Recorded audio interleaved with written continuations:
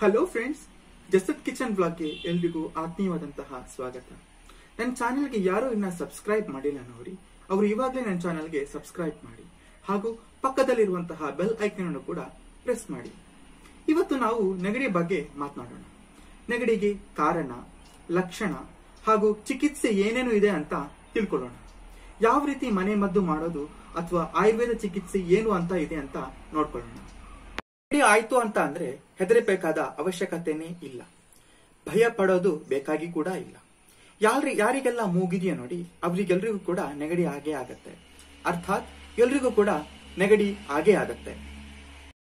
ನೆಗಡಿ ಆಗಕ್ಕೆ ಕಾರಣ ಏನು? ಪಕ್ಕದಲ್ಲಿ ಯಾರು ಸೀನಿರ್ತಾರೆ, ಅದಕ್ಕೆ ನೆಗಡಿ ಬಂದಿರತ್ತೆ.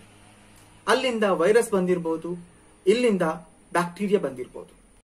ಇನ್ಯಾವುದು ಕಲುಷಿತ ಆಹಾರ, ಗಾಳಿ, ನೀರು ಸೇವನೆಯಿಂದ ಕೂಡ ಬಂದಿರಬಹುದು, ಅಥವಾ ಡಸ್ಟ್ ಇಂದ ಕೂಡ ಬಂದಿರಬಹುದು, ಅಥವಾ ಘಾಟು ವಾಸನೆ ಇದೆ ನೋಡಿ, ಅದರಿಂದ ಕೂಡ ಬಂದಿರಬಹುದು.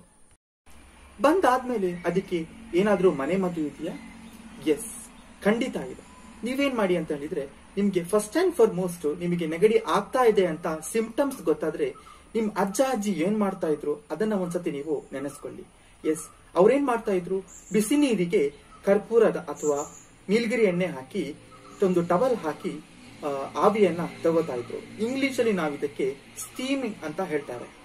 ಈ ರೀತಿ ಹವೆ ತಗೊಂಡ್ರೆ ಅಥವಾ ಸ್ಟೀಮ್ ತಗೊಂಡ್ರೆ ಏನಾಗತ್ತೆ ಅಂದ್ರೆ, ಈ ಇನ್ಫೆಕ್ಟೆಡ್ ಆದ ವೈರಸ್, ಬ್ಯಾಕ್ಟೀರಿಯಾ, ಫಂಗಸ್ ನಮ್ಮ ಮೂಗಲ್ಲಿ ಇದೆ ಅಂತ ಆದ್ರೆ, ನಾವು ಸ್ಟೀಮ್ ತಗೊಳ್ಳೋದ್ರಿಂದ ಅತಿಯಾದಂತಹ ಬಿಸಿಯಾದ ಆವಿಗೆ ಫಂಗಸ್ ಅಥವಾ ಬ್ಯಾಕ್ಟೀರಿಯಾ ಅಥವಾ ವೈರಸ್ ಏನಿದೆ ನೋಡಿ, ಅದೆಲ್ಲ ಕೂಡ ಸತ್ತೋಗುತ್ತೆ. ವೀಕ್ಷಕರೇ, ಈ ರೀತಿ ಮಾಡಿದ್ರೆ ನೆಗಡಿ ಒಳಗಡೆ ಸ್ಪ್ರೆಡ್ ಆಗೋಕೆ ಬಿಡಲ್ಲ. ನೀವು ಈ ತರ ಫೇಶಿಯಲ್ ಸ್ಟೀಮ್ ಅನ್ನ, ಆ ಸ್ಟೀಮ್ ಅಲ್ಲಿ ನೀಲಗಿರಿ ಎಣ್ಣೆ, ಕರ್ಪೂರ, ತುಳಸಿಯನ್ನ ಉಪಯೋಗ ಮಾಡೋದ್ರಿಂದ ಪ್ರಥಮ ಹಂತದಲ್ಲಿ ನಿವಾರಣೆ ಮಾಡ್ಕೋಬಹುದು. ಒಂದ್ ವೇಳೆ ಇದರಿಂದ ಪ್ರಯೋಜನ ಆಗಿಲ್ಲ ಅಂತಂದ್ರೆ ಬೇರೆ ಏನಾದ್ರೂ ಮದ್ದು ಇದೆಯಾ? Yes, tulsi is the best medicine. ನೀವು ಮನೆಯಲ್ಲಿ ತುಳಸಿನ ಬಳಸ್ಕೊಳ್ಳೇಬೇಕು, ಅದನ್ನ ಬೆಳೀಲೇಬೇಕು. ತುಳಸಿಯನ್ನ ಉಪಯೋಗ ಮಾಡೋದ್ರಿಂದ ನೆಗಡಿನ ತುಂಬಾನೇ ಬೇಗ ನಿವಾರಣೆ ಮಾಡ್ಕೋಬಹುದು. ನೆಗಡಿ ಆದ್ರೆ ನೀವು ಹೆದರಿಕೋಬೇಕಾಗಿರುವಂತಹ ಅವಶ್ಯಕತೆನೇ ಇಲ್ಲ.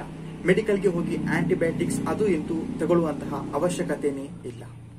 ಇದೆಲ್ಲ ಮಾಡಿ ಕೂಡ ಕಮ್ಮಿ ಆಗಿಲ್ಲ ಅಂದ್ರೆ ನೀವು ಪಕ್ಕದಲ್ಲಿರುವಂತಹ ಆರೋಗ್ಯ ಅಧಿಕಾರಿಗಳನ್ನ ಅಥವಾ ವೈದ್ಯರನ್ನ ಭೇಟಿ ಮಾಡಿ, ಅವರು ಕೊಡುವಂತಹ ಔಷಧ ಹಾಗೂ ಸಲಹೆಗಳನ್ನ ಪಡೆದುಕೊಳ್ಳಿ. ಈ ವಿಡಿಯೋ ನಿಮ್ಗೆ ಇಷ್ಟ ಆಗಿದ್ರೆ 4 ಜನರಿಗೆ ಶೇರ್ ಮಾಡಿ, ಯಾಕಂದ್ರೆ ಅವರಿಗೂ ಕೂಡ ಇದು ತುಂಬಾ ಉಪಯೋಗ ಆಗಬಹುದು. ನನ್ನ ಚಾನೆಲ್ಗೆ ಯಾರು ಇನ್ನ ಸಬ್ಸ್ಕ್ರೈಬ್ ಮಾಡಿಲ್ಲ ನೋಡಿ, ಅವರು ಇವಾಗಲೇ ಸಬ್ಸ್ಕ್ರೈಬ್ ಮಾಡಿ, ಪಕ್ಕದಲ್ಲಿರುವಂತಹ ಬೆಲ್ ಐಕಾನ್ ಅನ್ನು ಕೂಡ ಪ್ರೆಸ್ ಮಾಡಿ. ಒಂದು ಒಳ್ಳೆ ವಿಡಿಯೋ ಜೊತೆ ಮುಂದಿನ ದಿನಗಳಲ್ಲಿ ನಾನು ಬರ್ತೀನಿ. ಅಲ್ಲಿವರೆಗೂ ಟೇಕ್ ಕೇರ್, ಬಾಯ್.